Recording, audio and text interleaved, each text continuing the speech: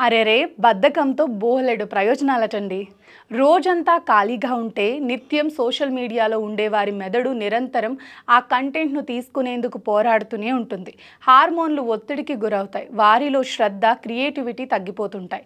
దీనికి బదులు ఏ పని చేయకుండా ఓ రోజు ఖాళీగా ఉండేందుకు ప్రయత్నించాలట.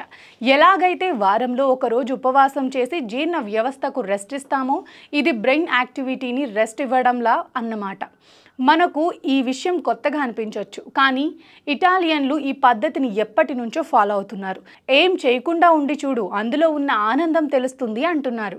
ఇలా ఉండటం వల్ల అది మీ మానసిక ఆరోగ్యాన్ని ఎంతో మెరుగుపరుస్తుందట. అస్తవ్యస్తంగా ఉండే మీ ఆలోచన తీరుకు ఓ స్థిరత్వం ఏర్పడుతుంది.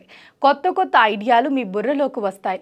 మీరు ఎంతో కాలం నుంచి ఇబ్బంది పడుతున్న ఓ సమస్య విషయంలో ఉన్నట్టుండి పరిష్కారం దొరుకుతుంది. ఎక్కువగా ఆలోచించకుండా అలా కూర్చుని ఉండగలిగితే అది మీ మనస్సుకు, శరీరానికి విశ్రాంతి కలిగిస్తుంది. ఇలా మీ మనస్సును శాంతింపచేస్తే మీరు ఊహించినంత ఉత్సాహంతో మరుసటి రోజు కోసం సిద్ధమవుతారని మానసిక నిపుణులు చెప్తున్నారు. ఇదే క్రమంలో బద్ధకాన్ని అలవాటుగా మార్చుకోకూడదని హెచ్చరిస్తున్నారు.